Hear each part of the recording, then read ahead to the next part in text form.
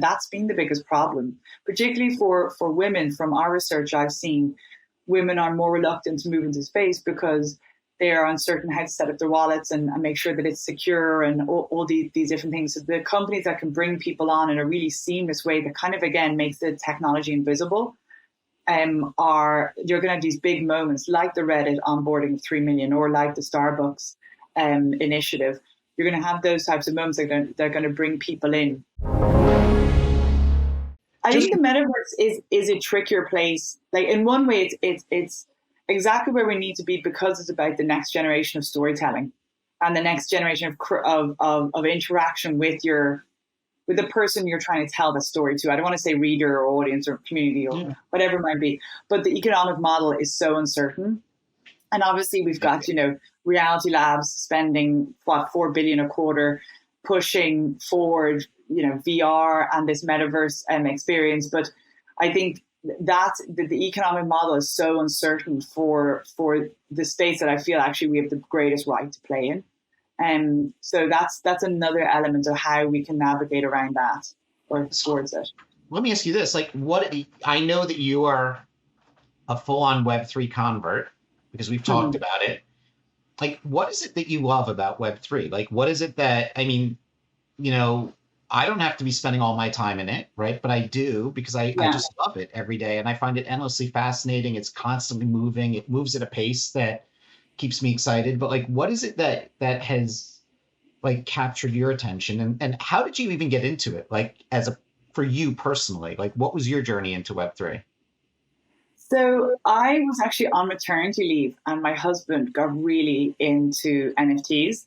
And I remember the first time he told me, we had a newborn baby and he was telling me about NFTs and I was like, I just can't deal with this conversation. And what was he telling you? What did he buy? Oh, just every night, he bought all the early stuff, all the, the CryptoPunks, and he was showing me this thing that he just bought for it was, a mad amount at that point, obviously nothing like it is now. And I was just like, oh my gosh, here's me trying to keep the child alive and my husband's off buying JPEGs. But then he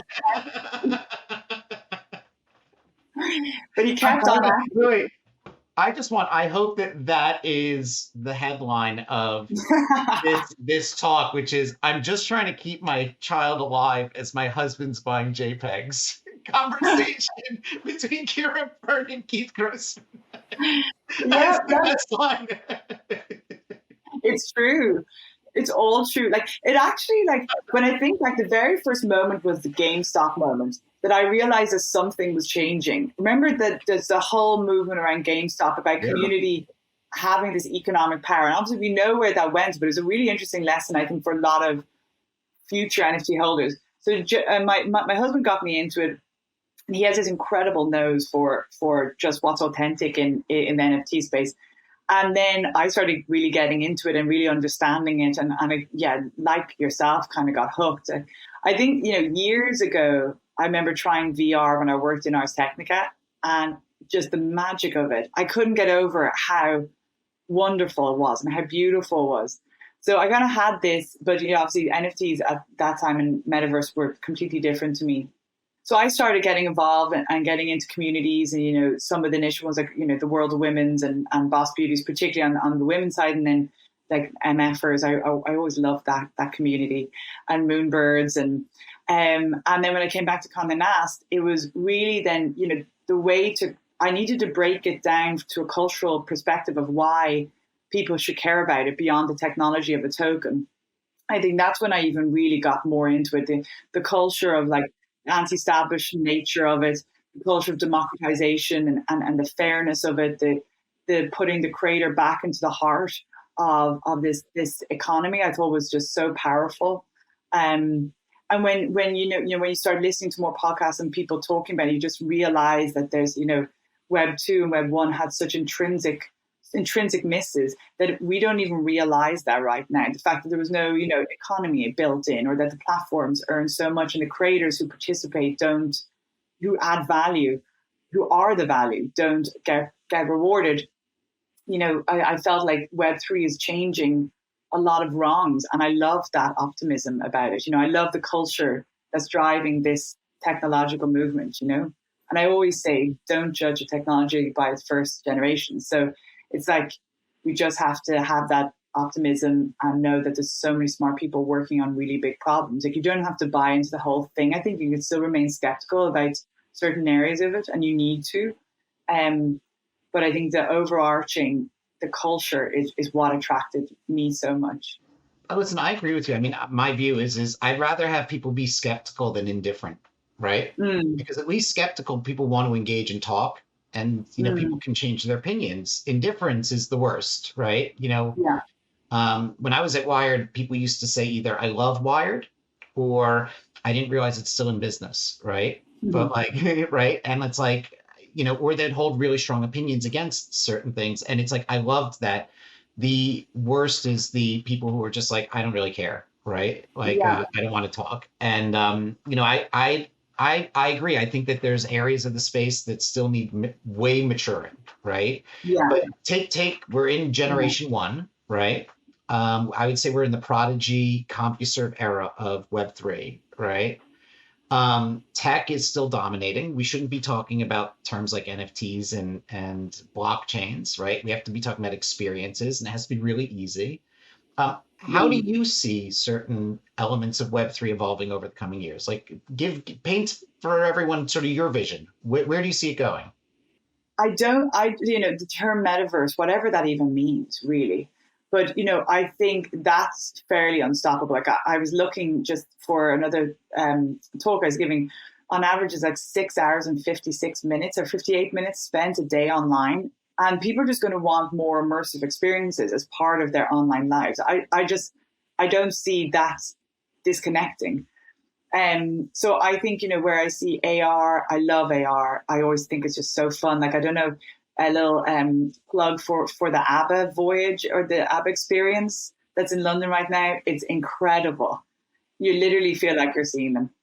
You would know that my husband is Swedish that I'm saying that. But I think, I look at the metaverse and think that that's going to happen now. What time that is going to, the length of time is going to take the devices to get there, and also the use cases. Like, there just aren't enough use cases for the metaverse right now, I think. But like, I was talking to somebody yesterday who's in the area of sustainability and fashion, and they were saying that companies that use VR as part of their trying on pre-purchase have a lower return rate. So on average, a return rate could be up to 20%. So they have a lower return rate, which decreases, cost of sending out products, or even in fast fashion. I haven't got this verified now, but that, with fast fashion, it can be more costly to put that item back into the system. So then it can just go sometimes to waste. So something like that, I get really excited about. And like, that can actually solve a real need within the industry that I'm within, or training, for example, like, in the medical industry. I think you're seeing more use cases. So I just don't see that not developing. It's just a case of the timing. And then I think more on kind of the ideas of ownership. You see what Instagram did. It's just becoming more ubiquitous. I think Reddit, Instagram have done a lovely job of onboarding people. And that's been the biggest problem, particularly for women. From our research, I've seen women are more reluctant to move into space because they are uncertain how to set up their wallets and make sure that it's secure, and all these different things. So the companies that can bring people on in a really seamless way that kind of, again, makes the technology invisible, you're going to have these big moments like the Reddit onboarding of 3 million, or like the Starbucks initiative. You're going to have those types of moments that they're going to bring people in. But I think it's all about, the use cases and the displaying of your digital items, like, where maybe this comes back to Architectural Digest, but once you buy your digital fashion, so much of fashion is about display. So where do you put that? How can you display it? How can that be a part of your flex, So to me, it's a case of, I've no doubt this is going to come. It's going to come quicker than we think it is. Like, recession, we're facing potentially. Like, I was listening to economists saying that we could be looking down a 10-year recession, which was nice and optimistic. But the bear market is also called the build market, and there's a reason, because people are more focused. You don't have that mad chaotic building. You have very focused use cases being developed.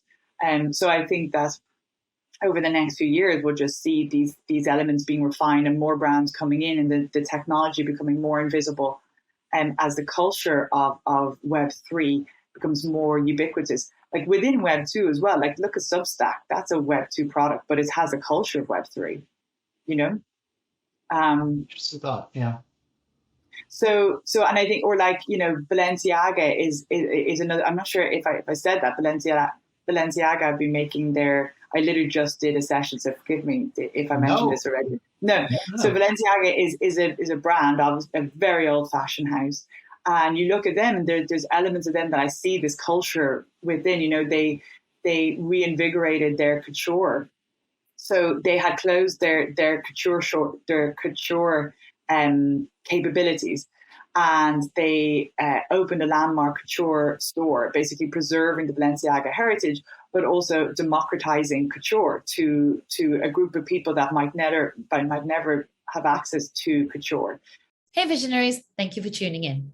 For more free crypto content like this, head over to realvision.com/crypto. You'll get early access to the most brilliant minds in the space to cut through the noise, get in-depth analysis, and get you ahead of the curve with unbiased insights.